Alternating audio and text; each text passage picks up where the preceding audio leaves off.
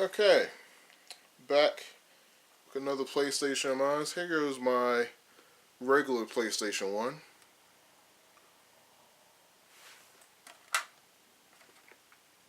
It's just like the other ones, 2 control ports, 2 memory card slots, power, reset, open tray. As I take a look at the inside, you notice something's different. Something right here. Now this is actually for a hack device to be put in. The hack devices usually go on the back. And you have this. This is for connecting 2 consoles together so you can LAN party. Now you can only connect 2 PlayStations at a time, unlike the Xbox. Here's your AV out. And you do have the option of S-Video. And here goes your power supply. Now the whole power supply literally sits in this area right here on the PlayStation. This whole area right there is dedicated towards nothing but power of the console.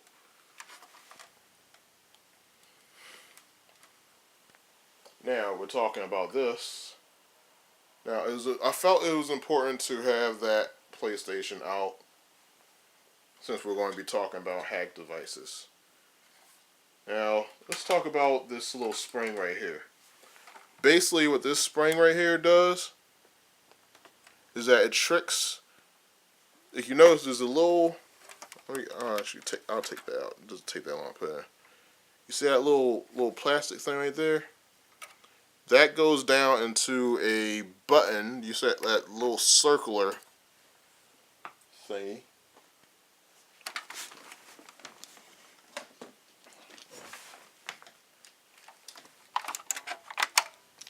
It goes down to this little circular thingy, and it's actually a button that tells the console that the tray is closed. So when you take this spring, and here's the spring outside of it. See, it has this little pin on there.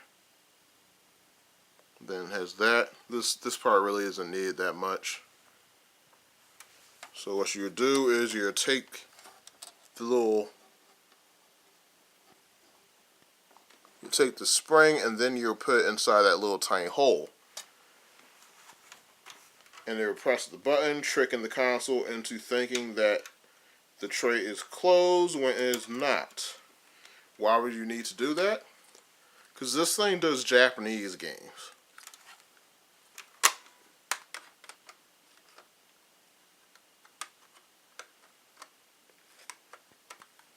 Just plug this to this right here, which I'm getting ready to do right now.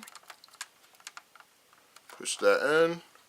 Make sure this is in the up position for on, and you just start playing. Now the PlayStation, like the Sega Saturn, is as soon as you connect this, the console senses it, feels it, and actually utilizes it. Now, I had no idea. This is for going to a computer, but I've never used that feature before. All the Game Sharks have them. All the little hack devices, period, have them.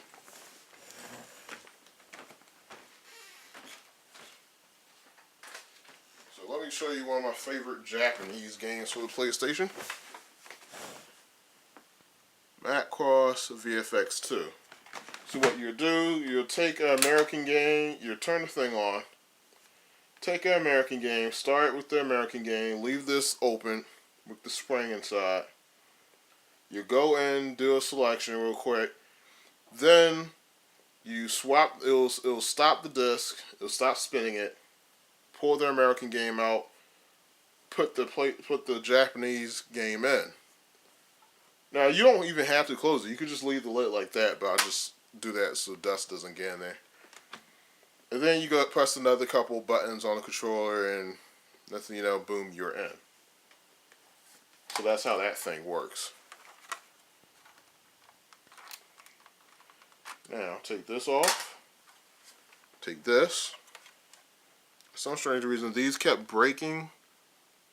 These little tabs right here kept breaking. You can see where the plastic came off. But it's okay because it'll still work without. Plug it on the same way. And this way it will look like on your console. Then it had a button here where you could actually make. Now, what the button is for, and while you're in game, you can make codes in game. Now, you could always make codes before if you knew how to read code for a video game, and you could add in extra lives and health and all that before. But you know, somebody who knew how to do programming had to go in, pause the game. It was a long process to make these cheat codes. But what this did is that it made it so that just about anyone who has a small amount of programming experience or a little bit of knowledge can make their own codes. You can save your own code, create and save your own codes with the GameShark Pro. It was a really good hack device. Now, later versions of the PlayStation, of this same one, do not have the back piece for you to use the GameShark on. They completely phased that port out. And that has been the PlayStation 1 with its hack devices. You can find these things around the internet for pretty cheap. I got 4 of them myself, 4 of this one. I got 2 of the PlayStation 1, which I'll show you in a second. Let's do a little.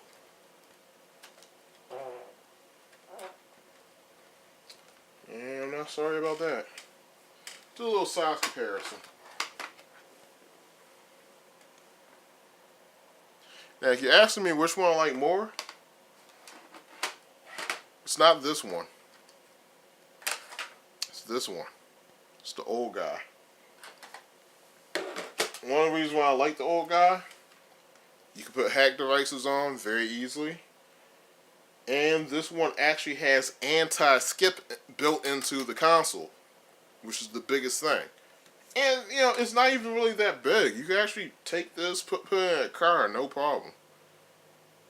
Well, I wouldn't say no problem, but it's not as easy as putting the PlayStation 1 in a car, but it can survive actually being in there. PlayStation 1 cannot. Regular PlayStation can. So that is all for this video. And this time I actually mean it's all. I know I said it was all earlier. And I just wanted to show you what the PlayStation looks like in comparison to the other PlayStations and the hack devices. I also wanted to get those in.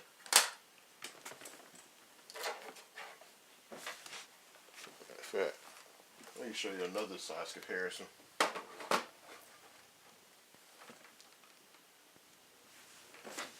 The PlayStation 1 is around the same size as the PlayStation 2. And actually, if you chop off this little part right here, they're the exact same size, at least width-wise. PlayStation 2 is obviously bigger, but it has better air circulation, so it keeps itself cooler than the PlayStation does.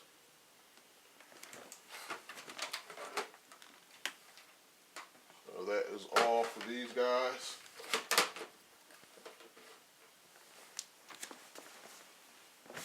That's been all 3 of the PlayStation compared to one another and the hack devices. So click like, subscribe, thumbs up on Facebook, share it on Facebook. Not exactly in that order. You know what to do. And I'm out of here!